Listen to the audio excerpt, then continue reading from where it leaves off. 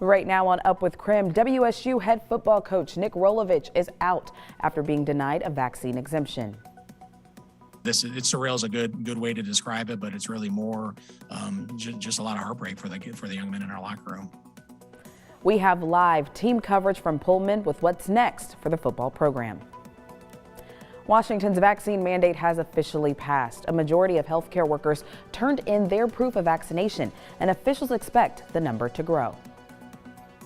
And wildlife experts say it's pretty rare to see grizzly bears in our area, but one was spotted in North Idaho recently. And Adele will play her first new songs in 6 years on KREM 2. And rumor has it, the exclusive performance will also feature some of her previous big hits. Taking in a bit of Adele and some of the changing leaves around the region, I've got what you need to know.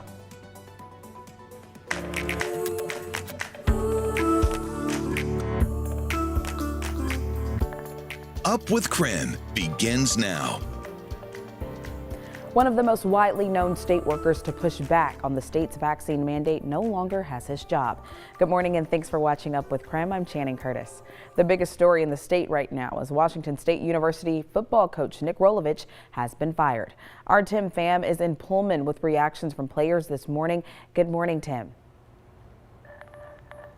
Hey, good morning to you, Channing. Yeah, players are at Martin Stadium right now practicing for the first time without Nick Rolovich as their head coach. This after Rolovich was fired for not following Governor Jay Inslee's vaccine mandate. This all went down last night, but of course, this is something that we've been following for months in the fallout of Rolovich. You know, coming off of a 3-game winning streak, but all overshadowed by this as the deadline continued to inch closer and Rolovich staying firm on his stance on the vaccine.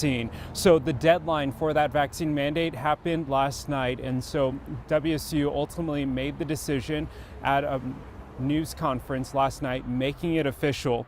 Over the last couple of months, Rolovich made it known he'd follow the mandate but didn't explain specifics about how. It later came out that Rolovich did in fact apply for a religious exemption for the university, but they eventually denied that request. A religious exemption in Washington State requires that employers must provide a reasonable accommodation to qualified workers unless the accommodation would pose a difficult expense of resources like a COVID-19 test. WSU leaders said they could not make accommodations for Rolovich if he was unvaccinated.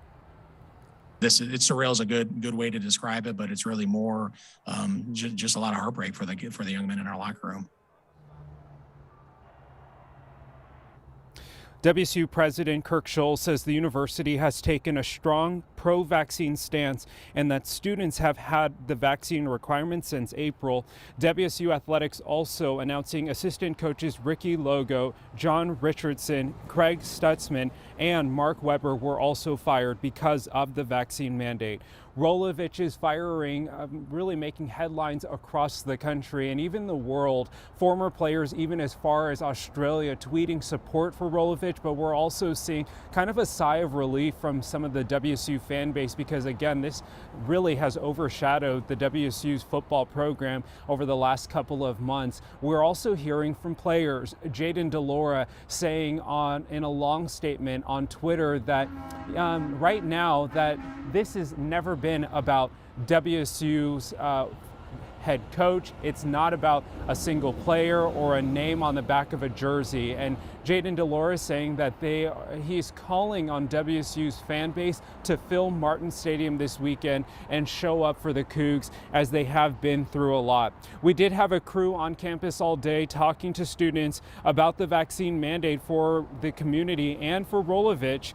We spoke to them after that news broke that he has officially been fired. That's a little bit shocking, honestly. I didn't think he would be fired for that, but I guess if that's what he needs to do is get the vaccine to keep his job, then he has to do it.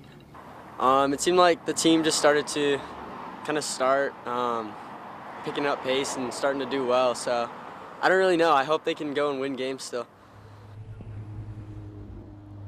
WSU says almost 90% of its staff across the entire university system are vaccinated, and 98% of students are vaccinated as well. Well, we want to hear from you this morning. Do you think Rolovich should have been fired for not getting vaccinated? Or do you think WSU made the right call? Text us your response to the number 509-448-2000. We'll be taking a look at your responses all morning long. You can also weigh in our live Twitter poll on my Twitter page, Up With Tim, and let us know if you think WSU made the right call.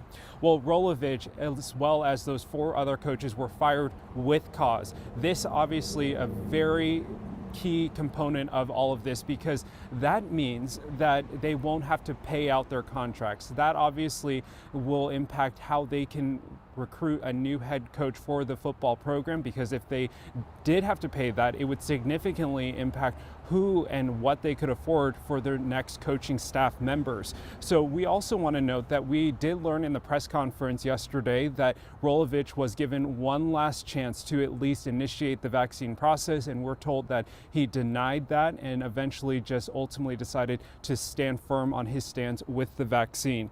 In the meantime, let's move forward and talk about what's next for the program. Jake Dickert has been named the interim head coach of the football program. The defensive coordinator has been with the Cougars for a year, but it's not his first year as a collegiate coach. He has 14 years of experience coaching all over the country, but mostly on the defensive side of the ball.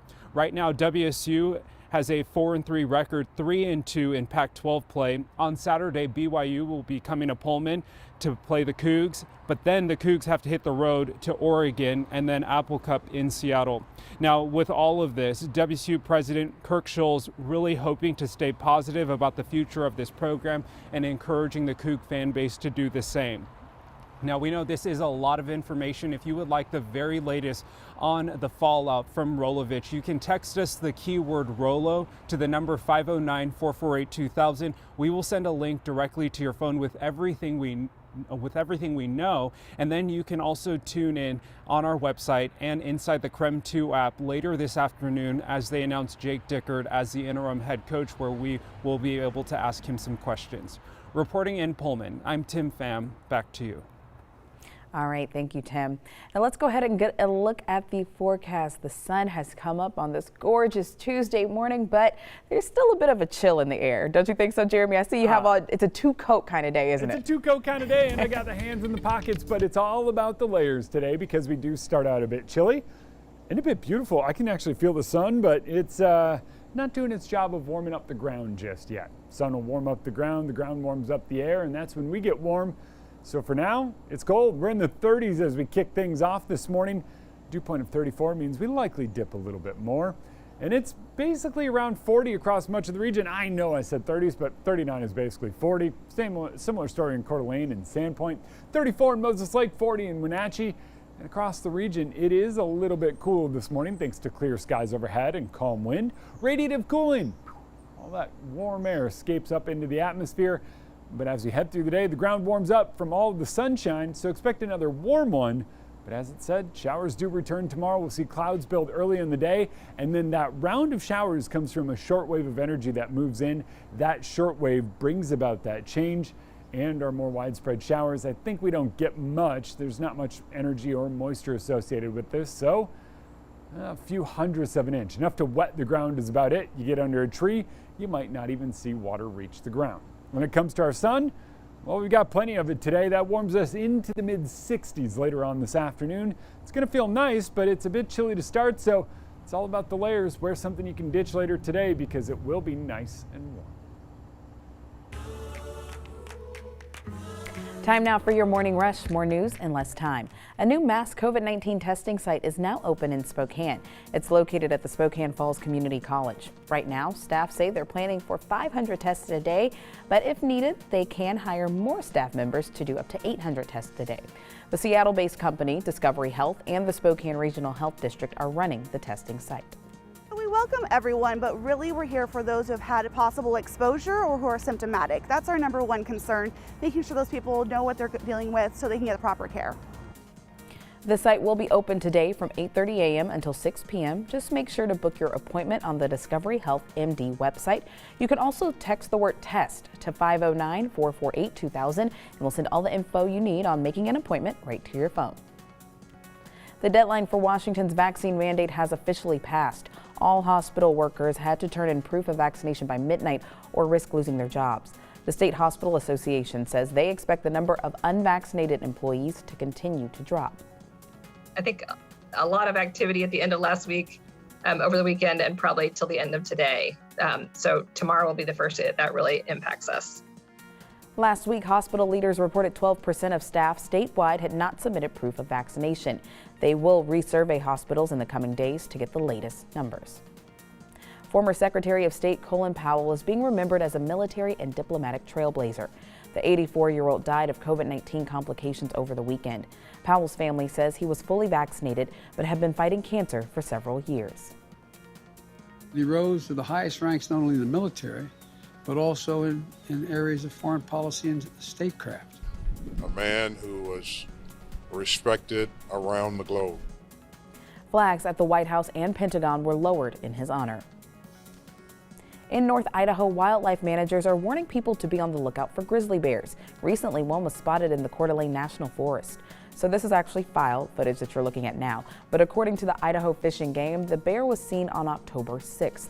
Black bears are common in the area, but grizzly bears are rare.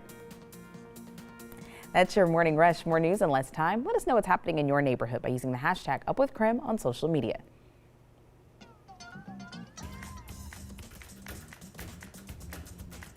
Washington. Jamal Adams, I'm the best in the nation.